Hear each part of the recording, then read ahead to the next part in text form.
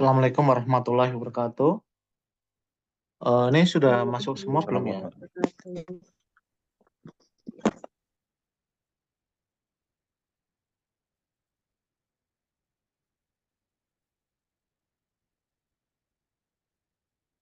Apakah sudah masuk semua? Belum, Pak. Total ada berapa mahasiswa ini? Oh, sebentar, ini ternyata speaker saya mati ya. Ini, ya, ini sudah masuk semua belum ya? Belum, Pak. Belum ya? Belum. Total ada berapa nih? 38, Pak. 38. Oke. Kalau kita langsung mulai saja bagaimana? Ini ada yang nggak masuk? Yang izin atau sedang sakit? Ada yang ini? Ada teman yang Kurang paham, Pak. kurang paham ya?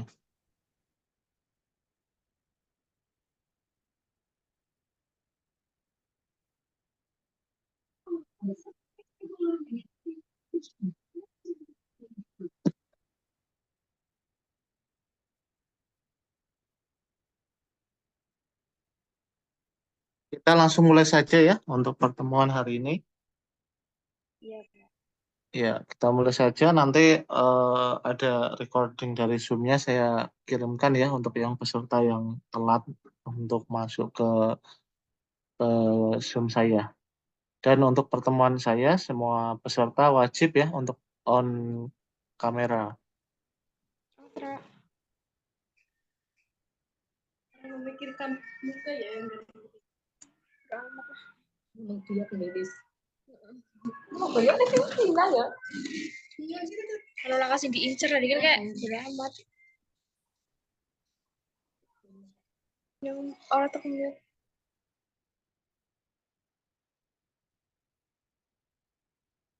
Ya, sudah terlihat ya untuk materinya. Ya, kali ini kita akan belajar terkait dengan cystic fibrosis ya. Ya, cystic fibrosis merupakan suatu penyakit ya, penyakit yang disebabkan karena ini ya, apa genetik ya. Ini adalah penyakit genetik. Ya ini sejarahnya ya ini dari sebenarnya ini penyakit sudah lama ya, sudah sama diketahui sejak tahun 1800-an ya, di mana penyakit ini memiliki dampak atau impact terhadap produksi mukus ya secara berlebihan ya, terutama pada sel-sel otot polos ya yang ada di tubuh, atau bisa kita asumsikan pada saluran nafas ya, karena di saluran nafas itu sendiri eh, dan saluran cerna kemudian pankreas itu kan banyak terdapat otot-otot polos. Nah, cystic fibrosis ini disebabkan karena adanya mutasi ya, mutasi gen ya, mutasi gen CFTR ya, ini pada kromosom 7 ya, ini yang mengkode area CAMP ya, yang nantinya akan meregulasi kanal klorida ya. Nah, sehingga nantinya akan terjadi produksi apa namanya cairan ya secara berlebih. Ya, ini gambarannya ya. Jadi nantinya orang yang terkena cystic fibrosis ini menyebabkan saluran pernafasannya ya, ini terutama di bronkus ya, ini dia terpenuhi oleh cairan ya. Ini kan bronkus ya, cabang di bronkus ini cabangnya bronchiolus ya, semuanya penuh cairan. Menyebabkan pasien menjadi sesak ya pastinya, yang nantinya bisa beresiko menimbulkan infeksi lainnya ya seperti pneumonia ataupun bronkitis ya. Bronkitis atau kita biasa kenal adalah peradangan pada bronkus.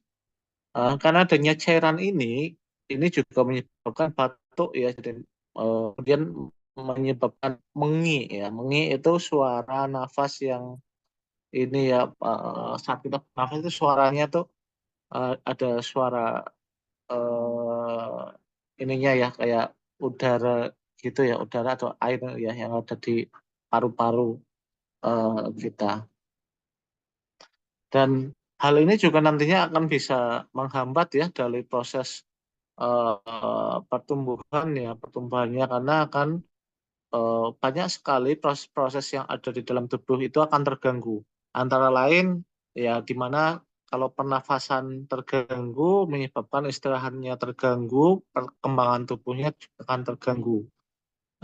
Potensi sesak juga akan meningkat ya, sehingga saturasi oksigen pastinya lebih rendah ya dibandingkan tanpa adanya cairan, yang nantinya akan berefek kepada eh, transport oksigen ke seluruh tubuh ya akan terganggu.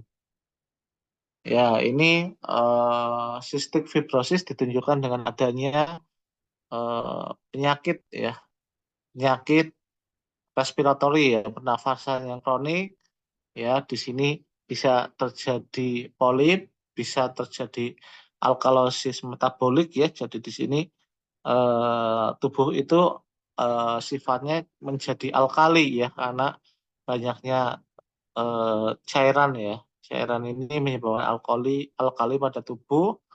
Ini bisa menyebabkan obstruksi juga ya pada saluran cerna ya, pada neonatal ya. Ini juga menyebabkan prolaps pada rektal, kemudian ada gangguan juga ya pada elektrolit ya. Kemudian bisa menyebabkan adanya sputum ya, yang nantinya akan mudah ya berkembangnya Staphylococcus aureus ataupun Pseudomonas aeruginosa ya, di mana Pseudomonas aeruginosa ini adalah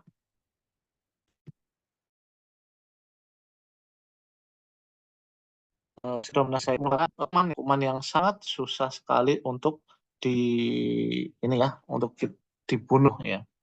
Ini biasanya menggunakan ceftazidime, maaf ini, menggunakan antibiotik khusus ya.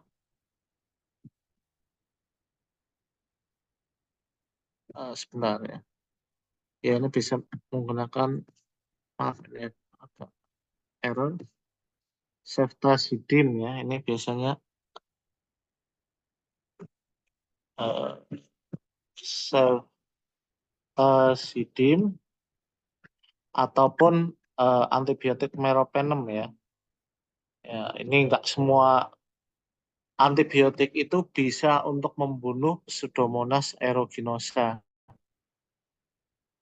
Nah, ini penyakit ini paling banyak ya. Ini kita lihat sangat banyak kasusnya di Eropa ya, terutama di Eropa Utara ya. Kalau di Asia lumayan sedikit ya, karena perbandingannya adalah 1 banding 90.000. Tetapi tidak menutup kemungkinan di sini Asia itu nggak banyak, bisa jadi karena tidak terdiagnosa secara baik ya. Karena apa? Karena ini adalah penyakit genetik, mungkin tidak diperiksa genetiknya juga ya. Ini sekitar 1.000 kasus baru ya untuk per tahunnya untuk penyakit ini, dan lebih banyak ya, ini lumayan ya, 45% itu pada populasi di atas 18 tahun ya. Jadi memang biasanya untuk untuk penyakit-penyakit yang sifatnya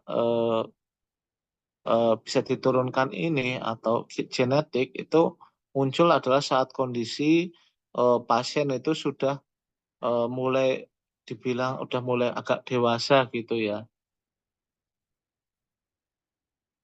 Ya ini gambaran ya, jadi eh, CFTR-nya ya, ini dalam mengontrol aliran kloridanya ya, ion klorida yang di dalam tubuh ya. Nah ini ya CAMP ya, ini kan fungsinya dia adalah mengatur ya, mengatur dalam pengaturan atau reabsorpsi cairan-cairan yang ada di tubuh ya. Sedangkan pada orang yang mengalami gangguan ini ya, dia itu tidak bisa mengontrol dengan baik ya, sehingga akan banyak cairan-cairan yang akan keluar ya. Ini nantinya keluar dari sel ya, yang nantinya akan berdampak pada menumpuknya cairan ya yang ada di luar sel ya, di luar tubuh, atau kita bisa bilang di intersisial ya. Nah, ini posisi gennya ya, jika kita lihat ya pada kromosom 7 ya, ini kromosom 7 pada lengan P ya. Ini kan lengan ya, lengan ada lengan P dan Q, lengan P di lokus 11 ya. P11 ya. Ini lokasinya ya. Kalau kita lihat mutasinya ya, ini pada eh, F ya, perubahan pada urutan ke 508 ya. Ini di mana hal ini, mutasi ini 70% ya terjadi pada orang-orang Kaukasia ya. Kalau yang di Indonesia mungkin lebih sedikit ya. Ya. Patogenesisnya ya, ini adalah adanya gangguan ya, defect ya pada CFTR ya, yang nantinya akan dia mengkode suatu protein yang berfungsi untuk mengatur ya pada eh, channel atau kanal klorida ya, atau kita biasa sebut CAMP ya. Ya, jadi di sini terjadi abnormalitas ya nantinya yang akan menyebabkan penurunan sekresi klorida dan meningkatkan reabsorpsi sodium ya atau natrium dan air ya, sehingga akan banyak cairan ya atau natrium maupun air yang ada di dalam tubuh ya. Jadi yang nantinya terjadi penurunan hidrasi ya, yang akan menyebabkan adanya mukus ya, yang di mana mukus itu sendiri akan meningkatkan pertumbuhan bakteri ya. Karena sekret ini sendiri ya atau mukus itu kalau ada di dalam tubuh kita, maka itu adalah tempat yang sangat baik untuk pertumbuhan patogen.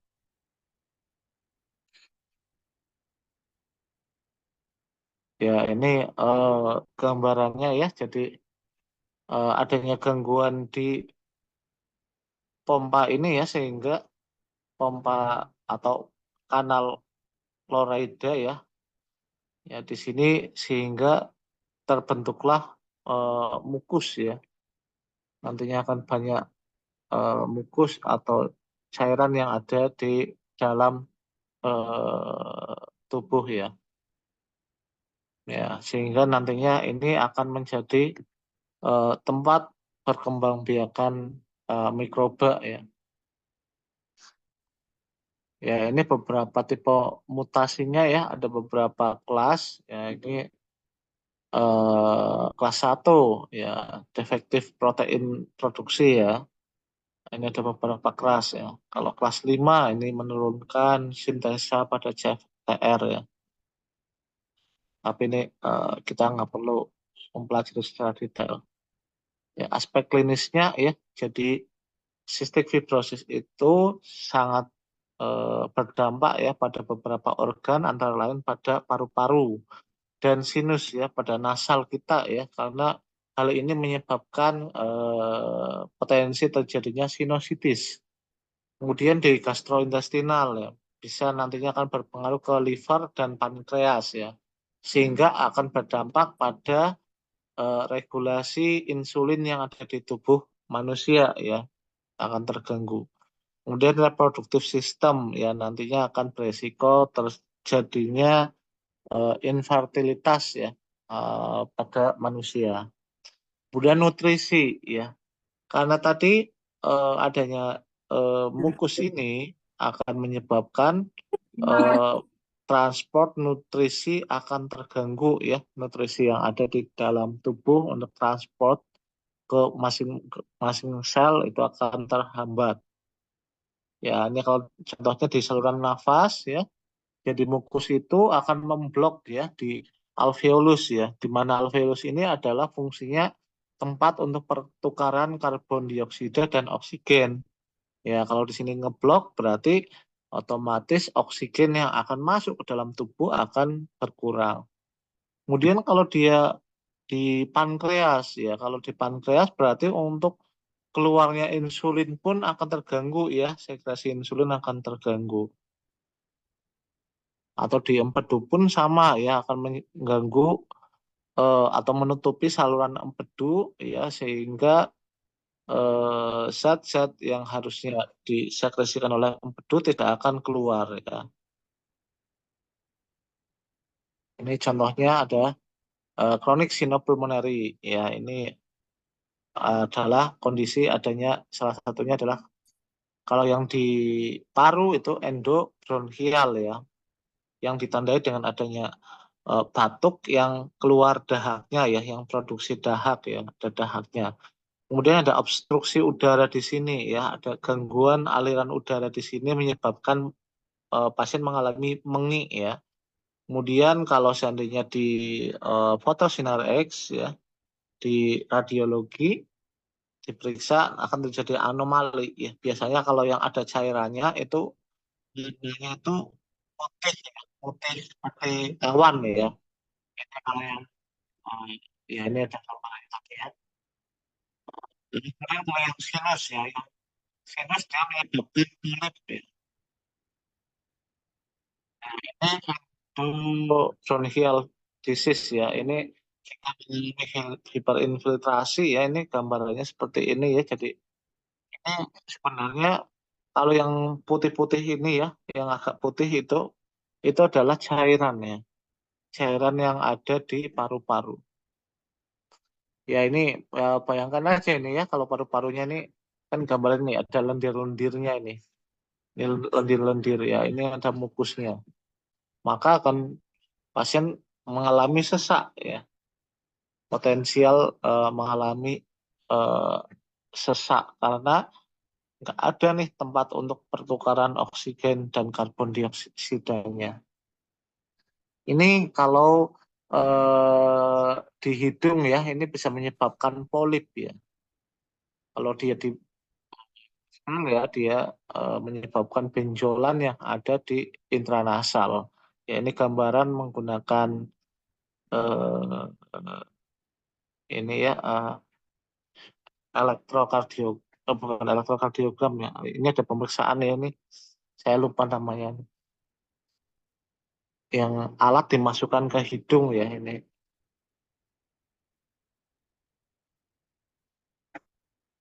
Ya, ini selanjutnya jika mengalami gangguan gastrointestinal, ya ini bisa menyebabkan ileus ya. Ileus itu banyak ileus ini ya. Meconium ileus ya ini sekitar 15-20% pada bayi yang belum lahir ini sering terjadi. Kalau ileus di sini adalah gangguan nantinya pada ususnya ya. Jadi ususnya tidak bisa mengalami motilitas ya. Jadi ususnya akan diem ya. Jadi nggak akan kalau ada makanan masuk maka dia akan tidak maka makanan tersebut tidak dapat dicerna dengan baik ya. Potensinya adalah makanan akan beresiko membusuk ya yang di saluran cernanya itu malah membusuk ya. Jadi fesesnya itu nggak bisa keluar. Kemudian bisa mengganggu terkait dengan hati ya maupun empedunya ya nantinya akan menyebabkan sirosis ya pada empedu maupun sirosis pada hati. Kalau di pankreas nantinya akan mengganggu hormon endokrinnya ya di mana cystic fibrosis ini beresiko terjadinya diabetes. Ya ini kalau di eh, liver ya di hati ya dia obstruksi ya obstruksi pada empedu di mana obstruksi pada mana tadi ya.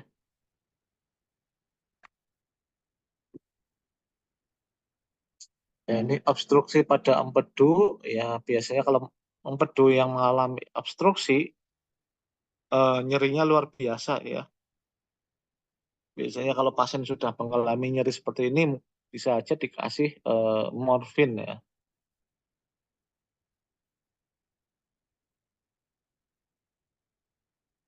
Ya, kemudian kalau masalah dengan nutrisinya menyebabkan defisiensi pada nutrisi ya.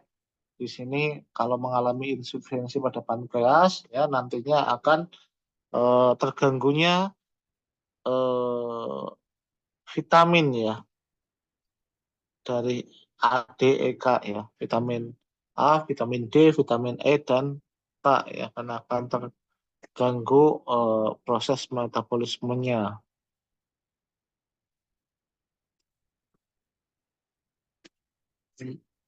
Nah, ini juga bisa menyebabkan infertility ya, menyebabkan kemandulan ya, terutama pada laki-laki ya, untuk orang yang mengalami cystic fibrosis ini. Ya,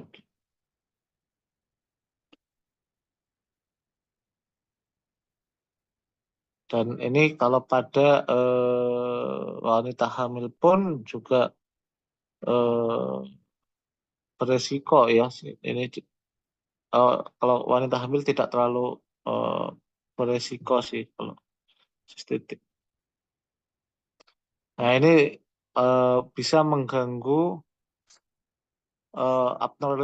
menyebabkan abnormalitas ya pada elektrolit ya, terutama pada natrium dan klorida ya, serta cairan airnya ya yang ada di dalam tubuh akan keluar dari sel.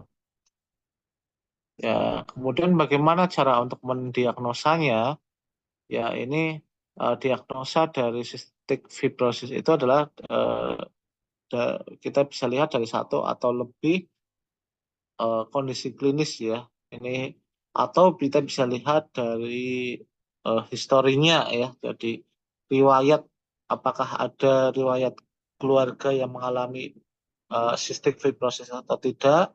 Kemudian ada bisa pakai screening test ya untuk pada bayi yang baru lahir dan bisa tambahan dengan bukti dari pemeriksaan laboratorium ya untuk disfungsi pada CFTR ya.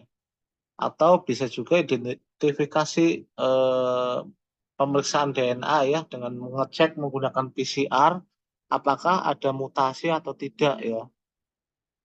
Kemudian atau bisa dilakukan dengan pemeriksaan ya pada nasal ya pada hidung ya apakah ada kelainan pada hidung atau tidak ya pasien mengalami polip atau tidak.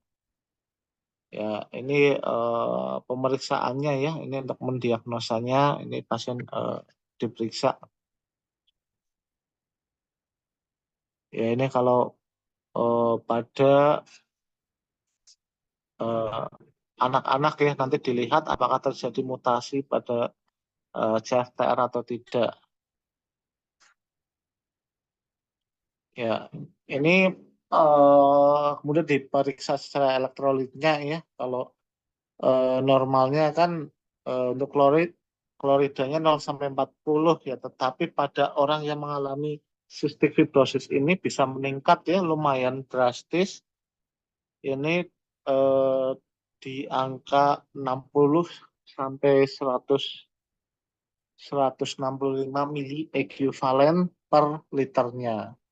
Tetapi ini perlu pemeriksaan yang lebih lanjut ya. Ini nggak bisa hal ini langsung dikatakan cystic fibrosis ya, karena ada beberapa kondisi lain yang memang mirip-mirip ya untuk kondisi cystic fibrosis.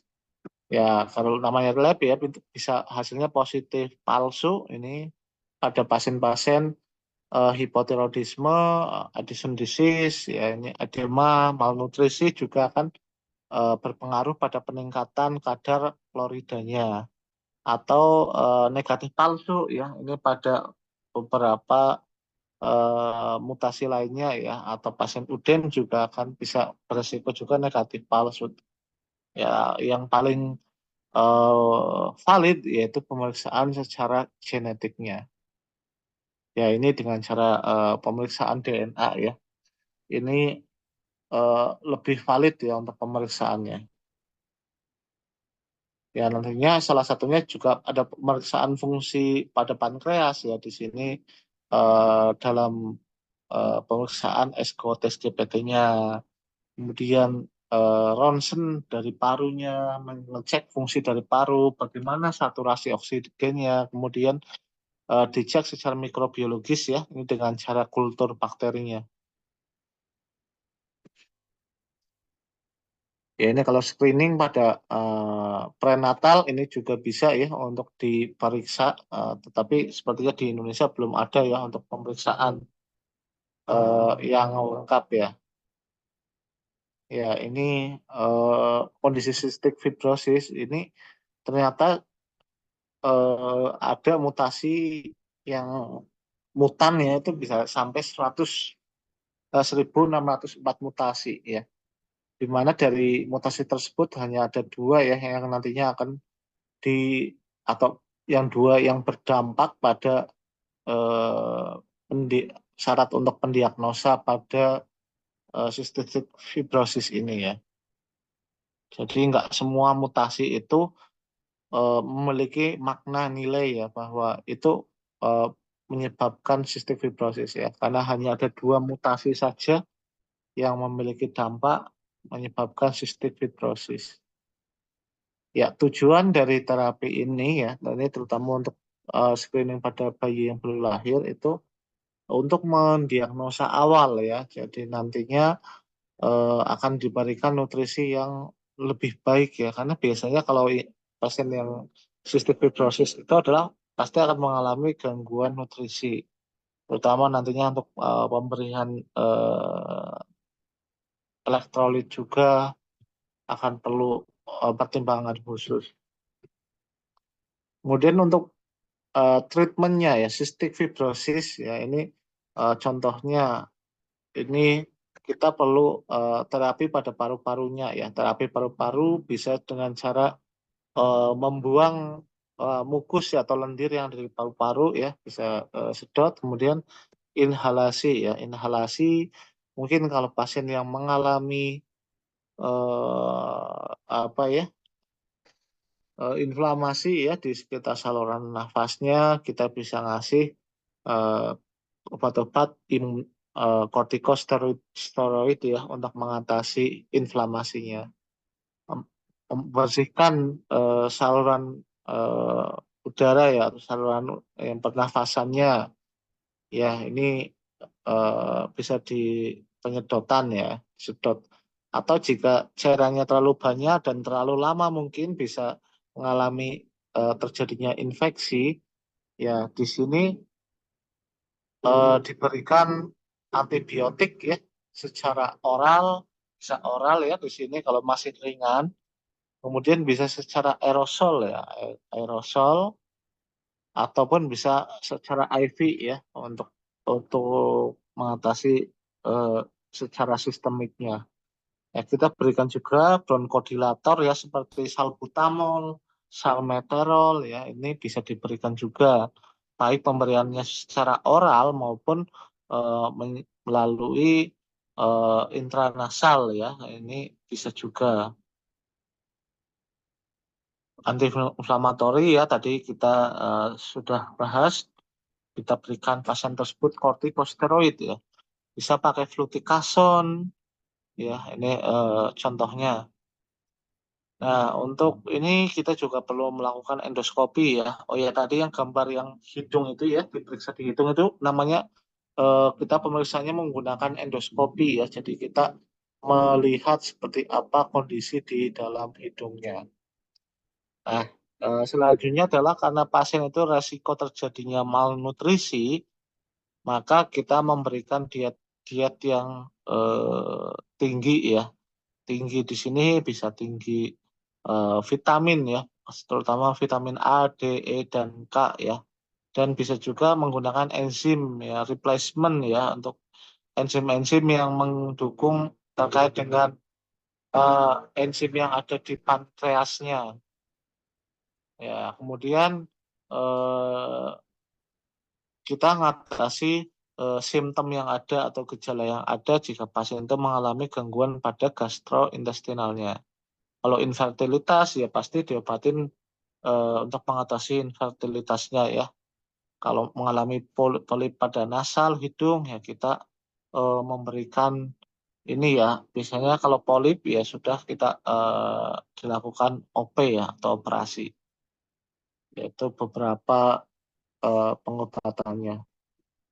Ya untuk yang mengalami komplikasi ya ini ada macam-macam sekali ya. Bisa menyebabkan bermacam-macam komplikasi bisa atelektasis, hemoptisis ya jadi eh, adanya darah ya di eh, organ yang terserang tadi bisa pneumotoraks ya jadi pasien itu mengalami pneumonia atau menjadi alergi ya aspergillosis ya ini bisa juga bisa menyebabkan non tuberkulosis mycobacteria infeksi ya jadi dia TB tapi non bakteria ya itu bisa terjadi gangguan pada tulang dan sendi kemudian akan mengalami gangguan pada saat tidur ya karena pernafasannya itu tidak normal ya karena adanya cairan yang ada di paru-paru atau bisa menyebabkan akut respiratory failure ya jadi gagal nafas akut maupun gagal nafas secara kronik ya jika cairannya itu tidak segera dikeluarkan ya gagal jantung ya masalah pada nutrisi ya kalau masalah pada nutrisi berarti kita memberikan nutrisi ya yang tinggi kalori kemudian kalau pasien itu susah menggunakan atau pasien tidak sadar kita bisa pakai tube feeding ya atau feeding tube ya menggunakan NGT ya nasogastric tube ya ini bisa juga pemberian vitamin ya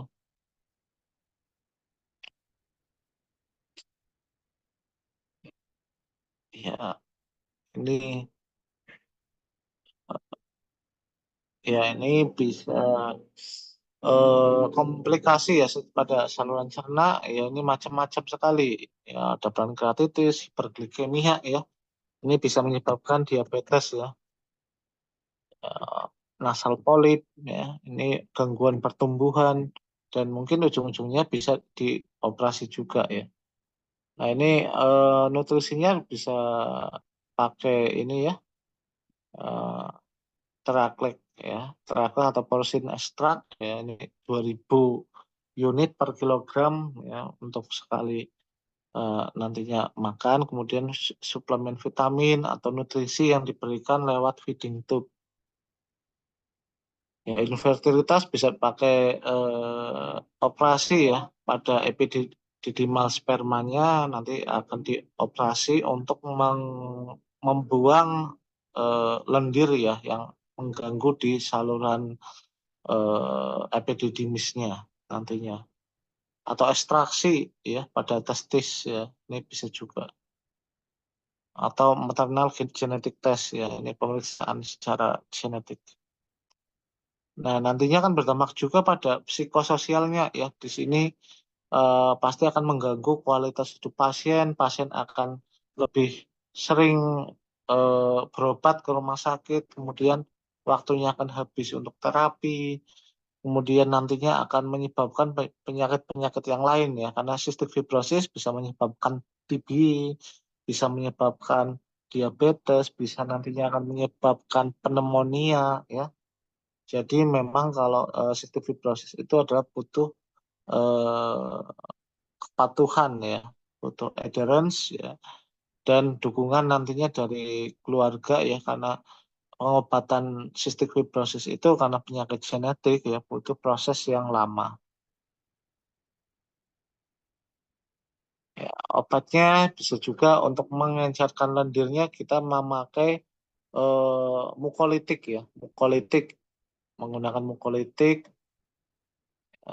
ini bisa macam-macam ya di sini mukolitiknya acetylcysteine pun bisa ya digunakan kemudian antibiotik ya bisa pakai monobactam ya bisa meropenem astreonam ya ada antibiotik bisa yang pemberian inhalasi kemudian diberikan antioksidan ya di sini bisa diberikan vitamin C dosis tinggi atau vitamin E dosis tinggi ya. Ya bersihkan saluran nafas ya. Ini melakukan salah satu terapi juga ya dengan cara membuang lendir ya di paru ini kita bisa pakai sedot ya biasanya pakai suction catheter ya untuk menyedot cairan yang ada di saluran nafas ya. Kemudian membuang lendir ya jangan cara batuk ya. Batuk itu sebenarnya juga suatu respon tubuh untuk membuang zat-zat yang ada di dalam tubuh yang seharusnya dikeluarkan ya. Atau dengan fisioterapi ya ini juga bisa ya dilakukan fisioterapi atau menepuk-nepuk punggung itu untuk supaya lendirnya itu tidak terlalu purulen atau tidak terlalu lengket. Ya, kita bisa menggunakan tekanan ya untuk aspirasi positif ya supaya lendirnya keluar. Ya, ini ada beberapa cara ya untuk mengeluarkannya.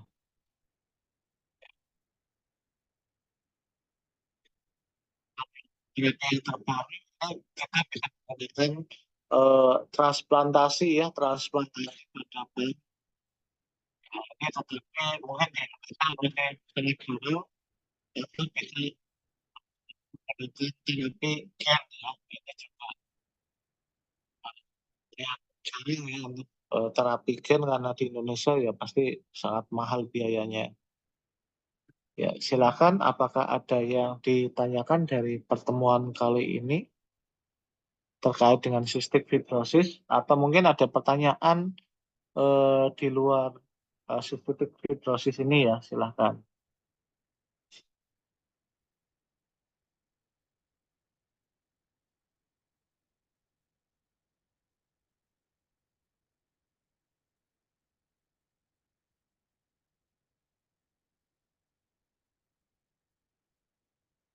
Ya, ada yang ditanyakan? Silahkan.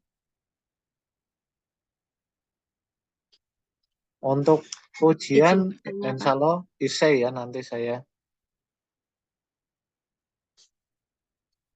Lihat silakan. Izin bertanya, Pak. Ya, Untuk penyakit cystic fibrosis ini kan disebabkan karena mutasi gen, artinya dari pewaris dari orang tuanya. Apakah ini pewaris dari orang tuanya langsung atau riwayat dari mungkin kakek neneknya yang sebelumnya seperti itu Kak, atau memang diturunkan langsung? Terima kasih. Ya. Jadi dari penyakit cystic fibrosis ini itu diturunkan langsung ya, karena gen yang ada di orang tuanya pasti menurun ke anaknya ya. Tetapi juga kalau yang mengalami penyakit ini kasusnya sangat jarang sekali ya tadi ya. Memang di Indonesia ini penyakit yang sangat jarang. Iya,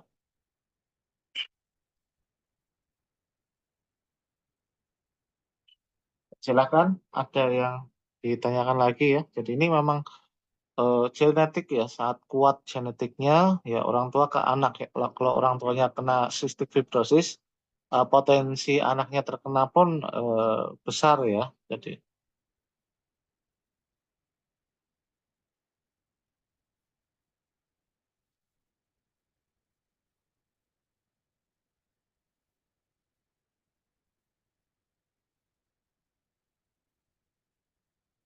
ada yang ditanyakan lagi? Izin bertanya Pak, untuk absennya udah dibuka belum ya? Kalau untuk absen ya, saya bukanya pas hari Senin saja ya. Nanti untuk absen saya buka hari Senin Baik Pak. gitu. Ya, nanti saya konfirmasi ke ini ya, yang Alip kalau nggak salah ya, atau siapa ya, yang Iya itu Pak, yang saya Pak. sering WA saya. Iya, ada lagi yang ditanyakan ya?